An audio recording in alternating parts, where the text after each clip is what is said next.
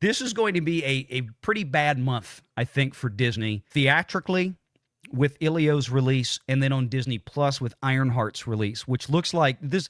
Ironheart could very easily be the acolyte of the MCU. And I said to somebody this morning, between Elio and Ironheart, these are just two turds on a Wednesday morning after Taco Tuesday. The crap is going to come out, no matter what.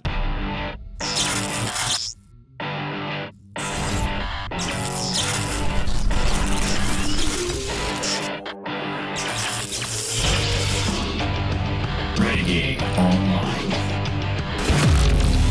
Let me go back over here to this movie comparison table that I brought up moments ago. This is from the numbers. Again, I built this with Strange World, Lightyear, Elemental, and Wish. And what we have here is nothing particularly good. All of these movies came in with a reported, call it a $200 million budget, quote unquote. Again, this is more often than not what the movie actually cost at the end of the day, especially with Disney, or almost exclusively with Disney on almost every film they do. Domestic opening weekends. The biggest one was Lightyear at $50 million. Strange World pulled in 12, Elemental pulled in 29, and Wish pulled in 19. Four of the worst performing movies for Disney, and they've all been within the last 3 years. No surprise there. You can put that in there with Marvel and everything else, for the most part, that Disney has done since then. Most of them have lost Disney quite a bit of money, especially when you add them up. Remember the Walt Disney Company, before Lilo and Stitch, in calendar year 2025, between Snow White, Captain Falcon DEI, and Thunderbolts, Disney is about $600 million in the hole. Lilo and Stitch is certainly going to help dig their way back up and have that loss be somewhat mitigated. But then what it looks like right now, Elio is going to come right behind it and eradicate any mitigation that Lilo and Stitch afforded Disney's theatrical exhibition, their content and licensing department of Disney. It's going to get wiped right back out by Elio. And this is the problem here. Even with worldwide box office, Strange World, $74 million around the entire planet of Earth. Okay? $218 million for Lightyear, a disaster. Elemental, $484 million. Not bad, but not great. And Elemental had some reworking to it. Disney needed to get to about $600 million on Elemental just to break even between the, even if you consider $200 million the final spend on Elemental, which I don't think it was. I'd have to go back and refresh my memory on that one. You add another $100 million in marketing, $300 million all in. The movie needed to get to about $600 million to make it. Wish, another disaster, losing a couple of $100 million for Disney on that one as well, with only a $237 million global open for that. So, what are the prognosticators of prognosticating right now about this weekend? Well, let's go over to Deadline Magazine and check it out, because we've got two coming this weekend. And, of course, we'll cover all of this on the main Sunday show, live at 5 Central right here on Valiant Renegade. We'll have all the weekend box office numbers in, at least insofar as the estimates are concerned by that point. We got two biggies opening. We got 28 Years Later, which I'm actually really excited to see. It's been forever since I've watched the first one. I need to watch it. I might actually try to watch it. Probably not tonight, but I may watch it tomorrow. I should probably be starting to watch the LSU baseball game right now. They're in the College World Series, but I love you guys so much. I'm here. I do have a little Gamecast window on up there on one of the monitors, so as soon as they start in about an hour, if you hear me start cheering or screaming or cursing, I'm watching LSU versus Arkansas. 28 Years Later is walking to $56 million worldwide opening, which is, look, that's a good, solid start for a horror movie, no matter how you shake it. Now, I got to go back and look into see, because I didn't get a chance to before the show, what the actual cost of producing 28 Years Later is. But remember, I believe this is a Sony film, which means that Netflix is writing a check to have the bulk of, if not almost the entire production budget for Sony covered to make this movie. So again, a little bit different scenario here. Elio is orbiting $50 million worldwide. Ladies and gentlemen, according to the experts at Deadline Magazine, both Anthony D'Alessandro and Nancy Tartaglione, they right now are telling us that a sequel to a 20-year-old zombie movie, because we haven't had 8 million of those.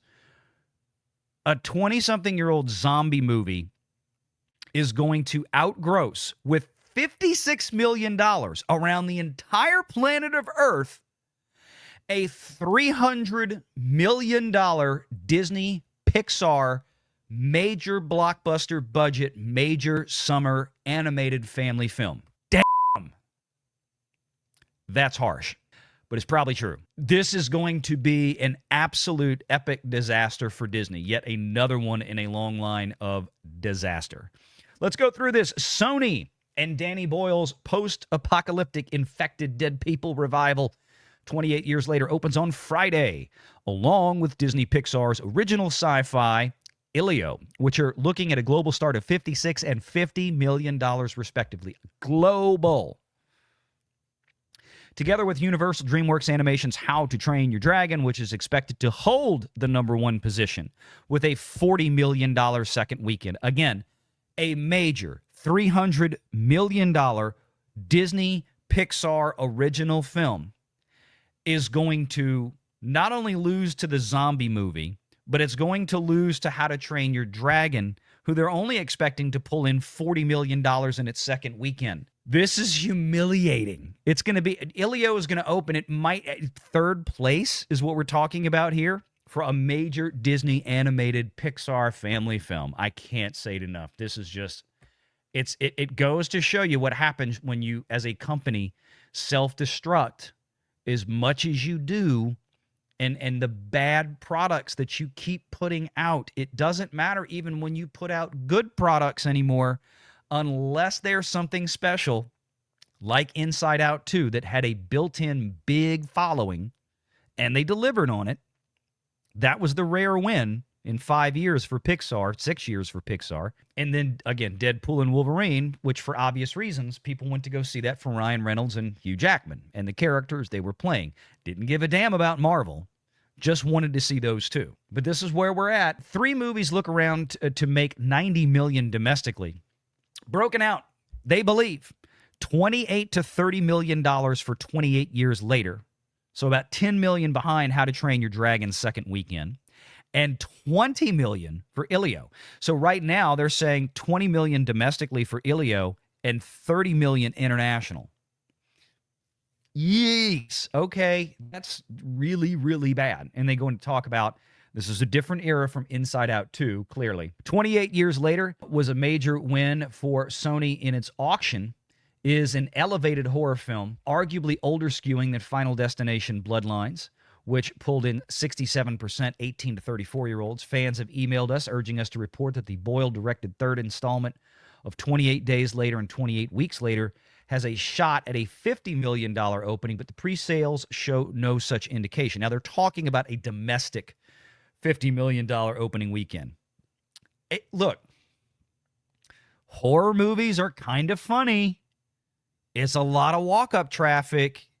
I don't know how, like, I haven't pre-bought 28 years later tickets yet, and I still may go see it this weekend. I'm going to try to. So, I don't know. Look, if you're estimating 30 million right now, moving from 30 to 50 million is a huge leap. Granted. But all I'm saying is they may not have completely anticipated the power of the walk-up traffic on this one. I don't know. I'm not saying there is a huge one. I'm saying I don't know. We don't know. But we'll see. Pre-sales show no indication of the $50 million opening, but advanced ticket sales are just above Longlegs, $22.4 million, and Civil War, $25.5 million. I don't think they mean Captain America Civil War. And 2023's Evil Dead Rise, $24.5. A $30 million start would be a major win for this $60 million net cost feature. Production about a father and a boy. There you go. So $60 million net cost is what they're referring to here. Again, now I don't have a detail on what the gross costs are.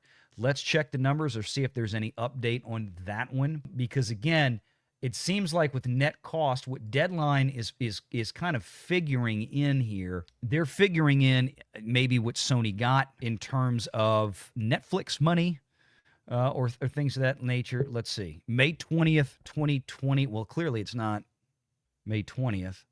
28 years later, maybe they changed the date.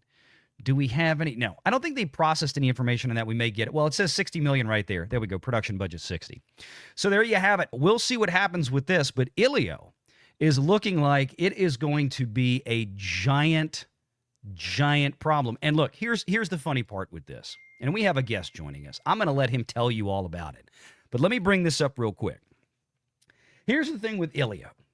Elio, it looks like it's going to have the same problem as Ironheart, which I know Alan Ng is absolutely looking forward to watching Ironheart as well. And just like we all are. This is going to be a pretty bad month, I think, for Disney.